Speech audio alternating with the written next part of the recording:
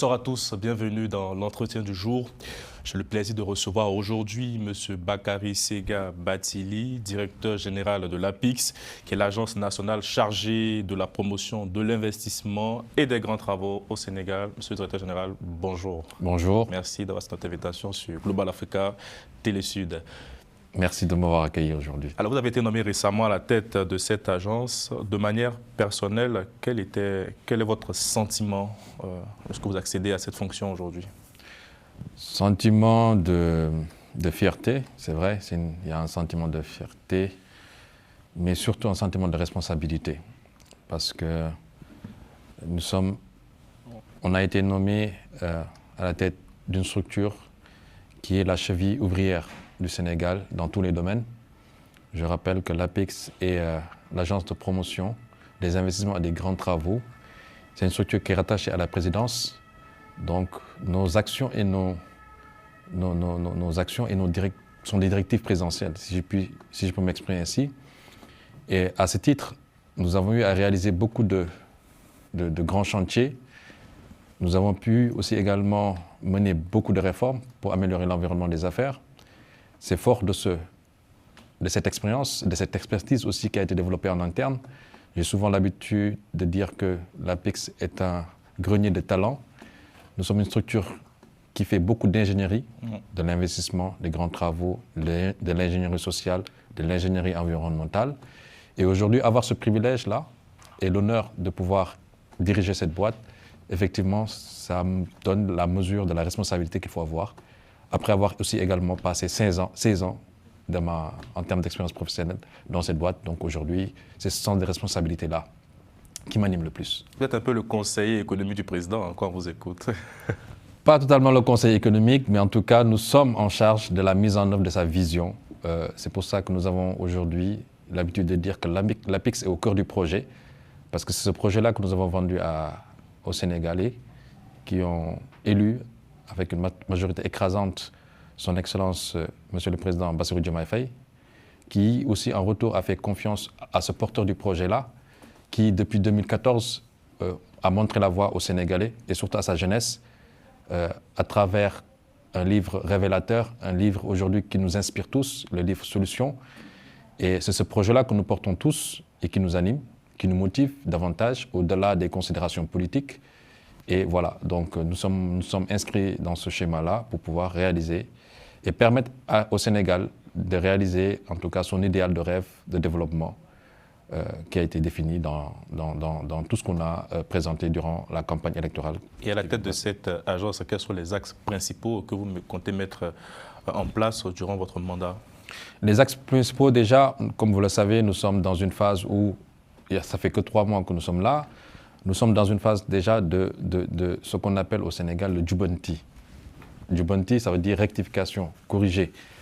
À l'image du pays, nous venons de sortir d'une situation avec un passif très lourd en termes de dette, en termes de déstructuration des institutions, en termes de malgouvernance, en termes de gestion calamiteuse, on va dire, des deniers publics. Aujourd'hui, il nous faut Djubanti, rectifier, corriger au niveau de l'APIX, c'est ce que nous sommes en train de faire. On est en train de travailler déjà avec une révision budgétaire qui nous permet de mener à bien nos activités. Recentrer aujourd'hui les activités au cœur de la stratégie qui est développée, de la vision, qui est aujourd'hui déclinée sur plusieurs facteurs. Nous avons la territorialisation des investissements, plus d'investissements privés et mieux d'investissements publics, des maîtrises d'ouvrage, en tout cas des grands travaux maîtrisés avec des coûts des travaux moindres, optimisés. Nous sommes dans cette stratégie-là et surtout la territorialisation qui est un facteur nouveau de développement que nous comptons mettre en œuvre très rapidement. Et ce qui nous a valu aujourd'hui, on est en train de structurer ça parce qu'on a l'habitude de voir dans les structures, en tout cas les États, se lancer dans des grands chantiers sans le préalable. Le préalable, c'est la structuration de nos entités. Essayer de mettre déjà quels sont les jalons qui nous permettent de construire la mégastructure qui nous permet d'atteindre les objectifs. Aujourd'hui, nous venons de signer une convention avec l'Agence nationale en charge de l'aménagement des territoires, qui est un premier pas pour identifier quels sont les pôles qui doivent accueillir les pôles d'investissement. Parce que nous allons vers ça. Nous allons bientôt signer une autre convention avec la CDC et le FONSIS, qui sont les véhicules financiers de l'État, qui vont accompagner l'APIX dans l'aménagement de zones aménagées, qui vont accueillir des investissements. Parce que, comme vous le savez, Dakar regroupe 80% des activités économiques. Il est inconcevable aujourd'hui en 2024. Si on veut faire un développement démocratique, territorialisé, il faut pouvoir attirer les investisseurs dans les terroirs. C'est notre principale mission en tout cas. Au-delà de ça, nous travaillons avec l'État du Sénégal pour définir les grands chantiers de l'État. Et sur ça, nous avons des projets sur lesquels nous sommes en train de travailler pour mieux structurer l'économie, en tout cas sur le plan, parce que notre option, c'est de faire de Dakar, du Sénégal, une plateforme logistique. Quand je vous écoutais tout à l'heure, j'ai entendu plus d'argent privé, moins d'argent public, mieux d'argent public. Mieux d'investissement public. Ouais, c'est un peu un virage libéral hein, que vous assumez, j'imagine. C'est pragmatique plutôt.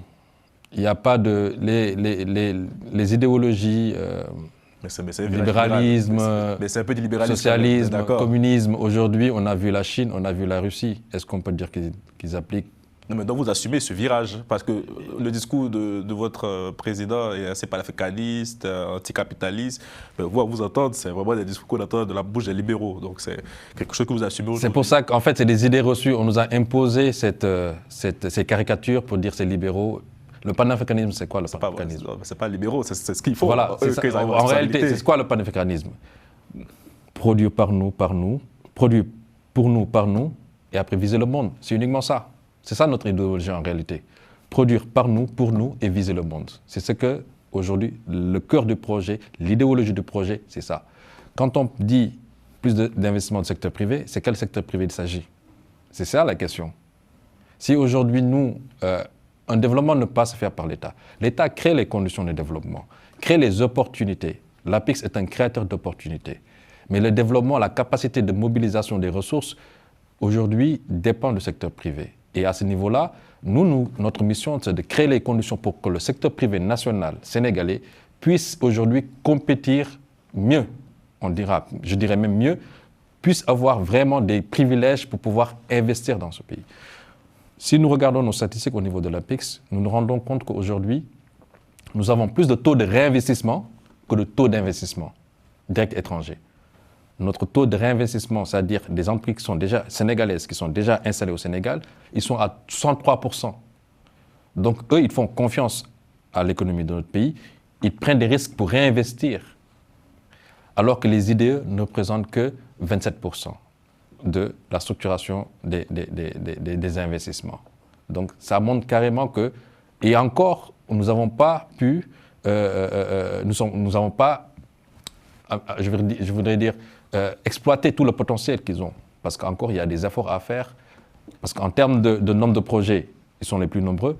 Par contre, en termes de volume, c'est les idées qui sont plus importantes parce que tout simplement, le capital est encore au niveau de l'étranger, des grandes puissances, et sur ça qu'il faudra travailler. Donc, véritable accompagnement du secteur privé, mais pas de nationalisation en vue. Pas de nationalisation, mais par contre, un souverainisme assumé. Très bien. On va parler un peu des JO, c'est l'actualité. Vous êtes à Paris actuellement. Comment vous avez trouvé la cérémonie d'ouverture? Je pense que c'est Paris. Je pense que ça a été une très belle cérémonie quand même, il faut l'avouer. Paris est une très belle ville. Je pense que ce n'est pas pour rien que Paris est la ville touristique la plus visitée au monde. Au-delà de ça, je pense que nous avons vu pas mal de tableaux. Oui, qui ont suscité la polémique. Hein, parce que vous avez été choqué aussi. Naturellement, évidemment, parce que je pense que si on parle de valeurs olympiques, d'humanisme, l'humanisme ne doit pas choquer, tout simplement. C'est l'image de la France qui a été... La provocation, ça nous a valu plein de dégâts. C'est de la provocation, c'est ce qui s'est passé? Il y a eu de la provocation. C'est de la provocation, à mon avis. C'est de la provocation parce que je pense qu'on peut être ce qu'on est, on peut respecter ce qu'on est, on peut se faire respecter sans pour autant heurter la sensibilité de l'autre. C'est ça en réalité. Et il y a certaines choses, quand on le met en avant, ça peut choquer. Mais, encore une fois, cela relève de l'organisation. Ça se respecte. On regarde, on constate, ouais. Et on exprime aussi notre avis. Ouais. Et c'est de ça qu'il s'agit. Je pense que nous, au niveau du Sénégal, nous sommes un pays ouvert, nous sommes un pays tolérant, nous sommes un pays, c'est pas pour rien qu'on dit le Sénégal, pays de la Teranga, parce que nous estimons que on peut cohabiter avec toutes les formes de religion, toutes les formes de race, de société, toutes les formes de civilisation, sans pour l'enracinement dans nos idéaux, dans nos valeurs, tout en acceptant les idéaux et les valeurs des autres. C'est notre méthode, et c'est notre façon de vivre, et c'est notre façon de faire. Et je pense que ça a été un message fort qu'a lancé le président de la République, son Excellence M. Bassirou Diomaye Faye, lors de son discours qui a été bien apprécié, ouais. Les valeurs de tolérance, d'acceptation et surtout le point le plus important de lutte contre le racisme et la xénophobie qui ne collent pas avec les valeurs de l'olympisme. Et je pense que nous, à l'occasion de Dakar 2026, ce sera une occasion justement pour mieux apprécier ça et mieux dévoiler à la face du monde ces valeurs-là ancestrales, on va dire. Et justement, c'est le sujet qu'on va aborder maintenant, ces Jeux olympiques de la jeunesse que Dakar accueille en 2026. On va regarder rapidement le spot et on reviendra dans les détails. Merci.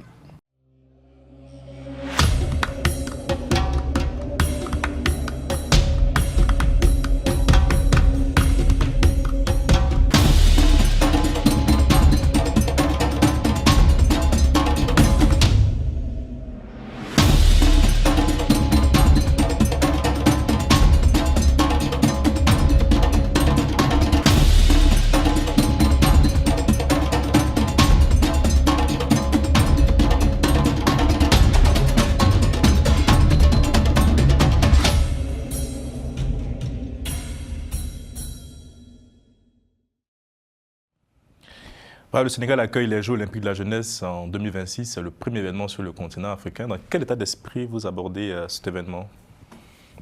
Je dirais, c'est un événement, c'est vrai, qui est à Dakar, mais c'est l'Afrique qui reçoit. C'est un peu le slogan, voilà, le slogan Wolof, je ne peux pas le lire. Hein, effectivement, c'est l'Afrique accueille, Dakar célèbre. Okay. Voilà, c'est ça le slogan.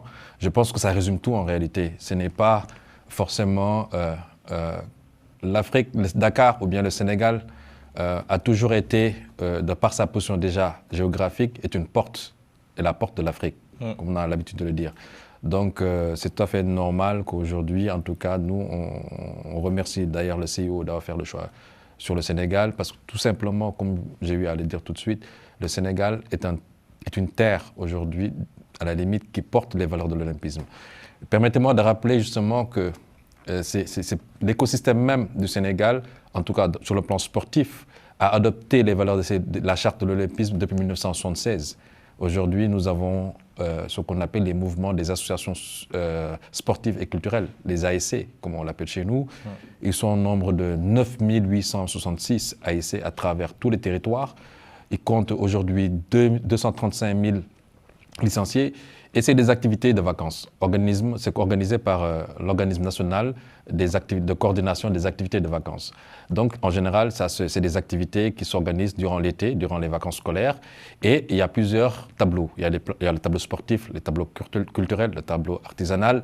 Et ça, c'est depuis 1976. Chaque année, il y a ces activités-là qui sont coordonnées. Donc, au-delà de l'organisation de ces jeux-là, Dakar a eu cette habitude-là d'organiser des activités suivant la charte de l'olympisme au Sénégal.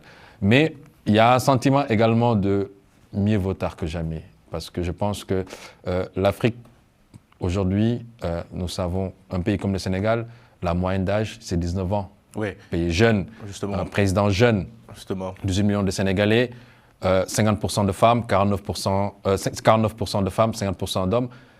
Nous avons véritablement les critères pour pouvoir organiser ces Jeux-là.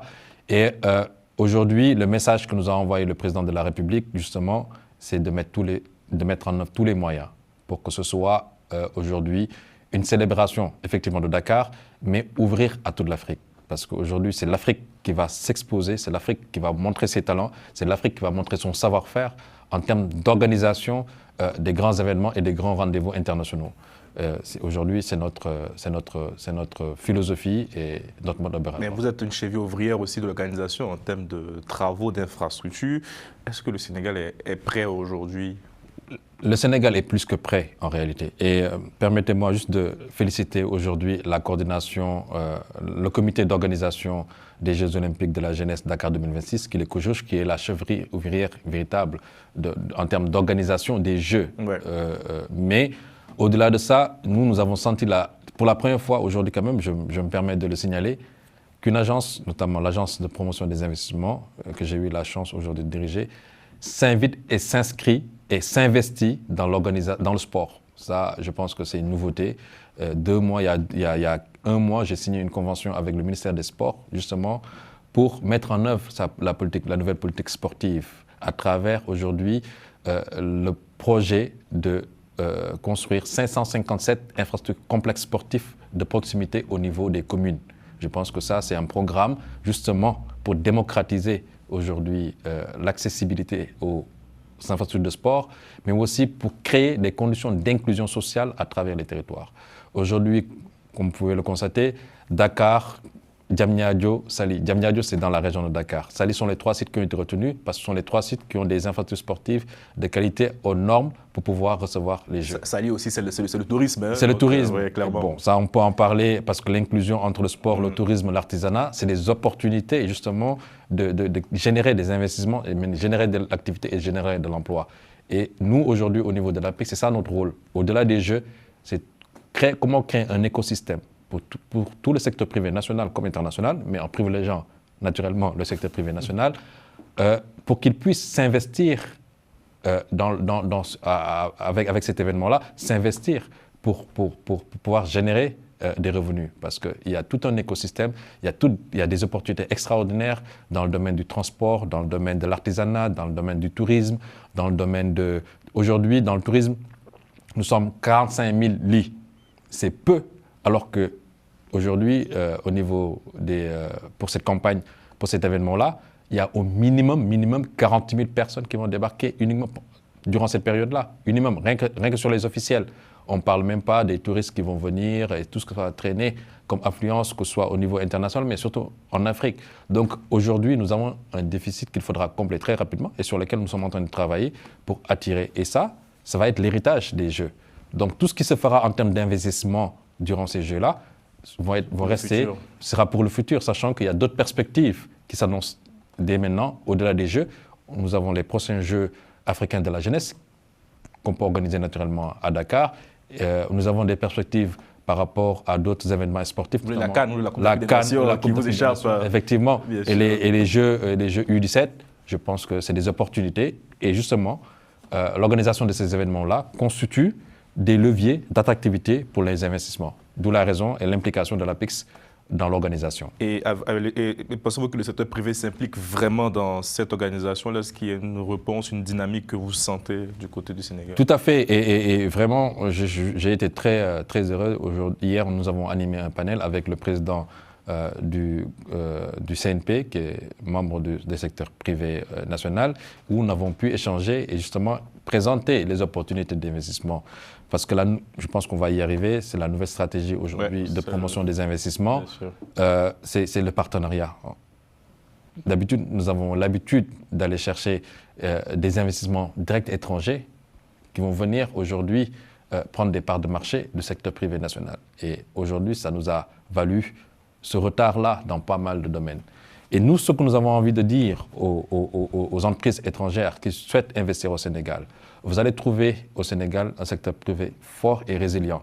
Parce que je pense que l'exemple de la gestion de la Covid a été un déterminant.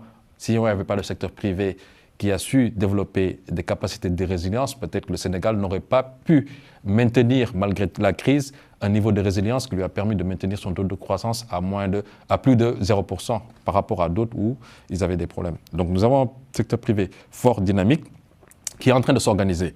Parce que notre mission aussi au niveau de l'APIX, c'est de les organiser, les renforcer en termes de capacitation pour faire face aux nouvelles exigences. Parce que ce qu'on a dit hier, c'est que justement, en adoptant la charte du CIO, en tout cas en ce qui concerne le cahier des charges qu'il faudra avoir pour pouvoir organiser, c'est une référence en fait. C'est un barème qui nous permet d'élever le niveau de prestation de notre secteur privé. Pour leur dire quoi? Nous allons adopter, en tout cas ce qui a été convenu avec le COJOJ, le comité d'organisation, mettre en place une plateforme aujourd'hui pour le local content. Dans le recensement, ils ont pu identifier 210 métiers. Dans ces 210 métiers, il y a 70 métiers qui concernent le COJOJ, l'organisation des jeux, en termes de management, en termes d'organisation, en termes de tout ce qui est organisation, accueil suivi des athlètes, ça concerne les athlètes. Au-delà, il y a 140 métiers qui sont disponibles. Et ces 140 métiers-là, il faut des expertises. Aujourd'hui, nous ouvrons en tout cas nos bras au secteur privé international en leur disant que le secteur privé national, aujourd'hui sénégalais, est disposé en partenariat à travailler avec vous pour l'organisation de ces Jeux-là. Parce qu'effectivement, l'expertise, il est au Sénégal, mais il est aussi ailleurs qu'il va falloir chercher. Donc nous prônons ce partenariat gagnant-gagnant et c'est un modèle de développement aujourd'hui sur lequel le Sénégal compte s'appuyer pour augmenter ses capacités. Un partenariat gagnant-gagnant, mais qui semble se tourner désormais vers les États africains. En tout cas, c'est la politique que veut impulser le nouveau chef d'État. Pourquoi? Donc, faut-il voir un délaissement des États occidentaux au profit des États africains? Et comment on va s'organiser ces partenariats-là? En fait, c'est ça la particularité. Et peut-être que c'est ça, c'est à ce niveau-là que beaucoup font des amalgames en disant que quand on prône un discours souverainiste, on s'enferme, non. Il s'agit de dire que nous sommes ouverts, il n'y a pas d'exclusivité. Il n'y a pas de pro-français, pro-russe, pro-chinois, pro-américain, pro-africain. La seule préférence, on privilégie le panafricanisme, ça c'est une réalité. Mais dans le monde des affaires, il y a des réalités qu'il faut prendre en compte. Et ces réalités-là, aujourd'hui, nous avons deux éléments de filtre. Il y a un marché sénégalais et il y a un marché africain. Parce que nous appartenons également à une sous-région, à la CEDEAO, un marché de 300 millions. Donc nous sommes tenus, au-delà du marché sénégalais, nous sommes tenus par les règles communautaires. Et dans ces règles-là, aujourd'hui, les partenaires de cette communauté n'ont pas de contraintes d'investissement au Sénégal. La Côte d'Ivoire vient de sortir d'une organisation quand même, d'une CAN qui a été saluée par tout le monde. D'ailleurs, je me rappelle, il se disait, peut-être que nous n'allons pas gagner la CAN, mais on pourra retenir qu'on a organisé la plus belle Coupe d'Afrique. Et je pense que c'est ça, en fait, que notre pays a besoin. C'est ce message-là. Et que nous avons senti, durant cette CAN organisée par la Côte d'Ivoire, que tout le pays était derrière l'organisation et on a senti ça. Et c'est ce qui a poussé peut-être justement les joueurs à aller au-delà de leurs limites. Nous prenons justement cette ouverture-là. C'est patriotisme économique aussi. Voilà, exactement. C'est un patriotisme économique assumé, il n'y a pas de complexe sur ça, mais nous sommes ouverts au partenariat gagnant-gagnant et de ne plus se voir imposer des modèles de développement, que ce soit libéralisme, socialisme, communautarisme, communauté. Non, il n'y a pas ce modèle-là. Il faudra faire un choix plus tard, hein, c'est clair. Voilà, non. On n'est plus par le temps. J'ai une dernière question assez intéressante. Vous voulez une politique d'investissement étranger assez ouverte, mais vous souhaitez mettre en place une réforme du franc CFA. Est-ce que ça ne va pas freiner un peu cette volonté-là, cette ambition? Pourquoi ça freinerait? Le franc CFA, c'est quand même la monnaie de référence au sein de la CEDEAO. Mais oui, mais justement, c'est ça, c'est pas le Sénégal. Notre discours, il est très, très clair à ce niveau-là. C'est un discours, nous avons, lui et moi, aujourd'hui, qui gère le franc CFA. Nous avons la monnaie de la CEDEAO, avec l'ECO, qui est un projet ECO. Ouais. Et il y a le Sénégal dans sa position. Nous, notre position, il est de principe. Nous n'avons plus le droit en 2024 d'avoir cette parité fixe et d'avoir la France dans la gouvernance de notre monnaie. Ça, c'est une règle de principe, ferme. À côté de cela, il y a quelles sont les pistes? La France doit-elle sortir dans la gouvernance? Faudra-t-il revoir la parité fixe avec l'euro? Faudrait-il voir avec franc CFA, on maintient dans sa situation actuelle, ou bien on fait évoluer sans la France, ou bien on rentre dans le projet de l'éco. Aujourd'hui, le projet de l'éco, dans sa configuration également, il va falloir voir les paramètres pour dire que je pense que le premier schéma aujourd'hui a été évacué. Oui. On est dans les pays anglophones ne sont pas très partants de ce sujet. Ouais. On est pour le projet de l'éco. Et je pense que ça, sur le consensus, nous avons dit. Sauf que c'est là où le débat se pose sur le projet éco. Il faut qu'on puisse, au niveau CEDEAO, trouver un accord très, très rapidement pour voir quel est le modèle de gouvernance qui nous permet de sortir aujourd'hui, avoir une monnaie autonome, avec des règles autonomes définies par la CEDEAO. Sans cela, le Sénégal a d'ores et déjà assumé le fait qu'on est prêt à sortir de la monnaie communautaire pour avoir notre propre monnaie. Et ça, c'est assumé. C'est des positions des pays souverainement. Donc le Sénégal, tôt ou tard, aura sa monnaie s'il n'y a pas d'avancée sur ce sujet. Ce ne serait pas une affirmation pour dire que le Sénégal aura tôt ou tard sa monnaie, pour vous dire qu'il y a des étapes que nous sommes en train de mener. Il y a des discussions qui sont en cours avec la CEDEAO pour mettre en place la monnaie éco.